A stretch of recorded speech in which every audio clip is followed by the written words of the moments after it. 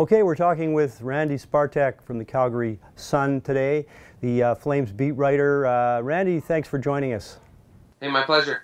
Yeah, I just wanted to talk to you a little bit about the Flames, obviously the upcoming game with Vancouver. First of all, I think most people in this market, probably around the league, have been pleasantly surprised with the way the Flames have played this year. I think it was considered to be another incremental building year for that team.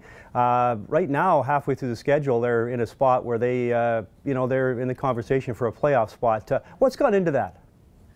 Well, and myself, I had them picked 29th in the league, so I'm among those who are really surprised. They've really built on last season's second half. They were a really hard-working team last year.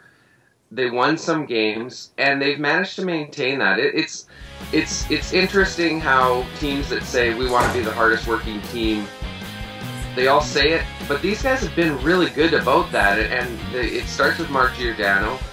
They've maintained that. They've got some timely goals. They've got some pretty good goaltending. They have an excellent back end with guys like Giordano, TJ Brody, Dennis Wideman's putting up points. They're winning games, probably they shouldn't win them all, but they're winning with determination, and you can't beat that. They've won 8 games when trailing after 2 periods, most in the league. Well, that's just effort and not willing to lay down and die. Whereas we've seen teams here in the past few years prior to this that if they got down 3-1, it was lights out. They weren't going to battle to the end. This team battles, and that's the success they've had from it. Are they a playoff team? I don't think so. But they're in the hunt, and at the midway point, that's pretty impressive. Okay, let's talk about a couple of individual players. I mean, you mentioned Giordano.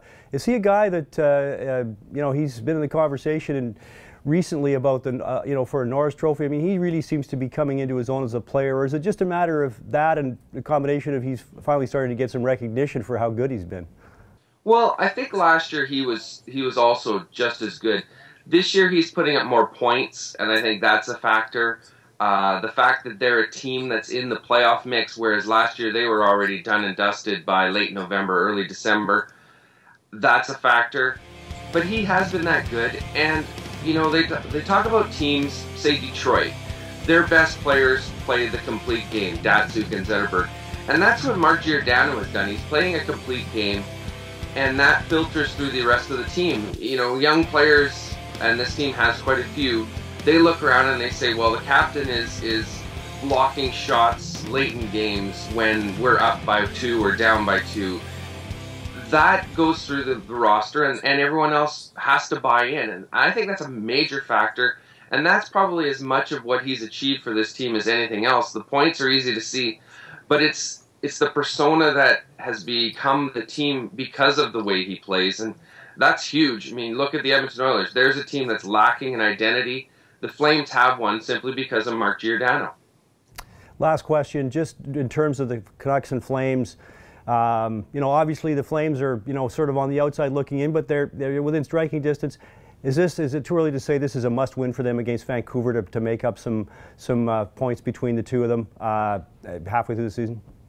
Well, it's too early for a must-win, but it's a huge game because of the importance of this team. After this game, it's the start of a 5-game trip. They're going to go home, but after this, they go to Arizona and then to California and play all those 3 teams.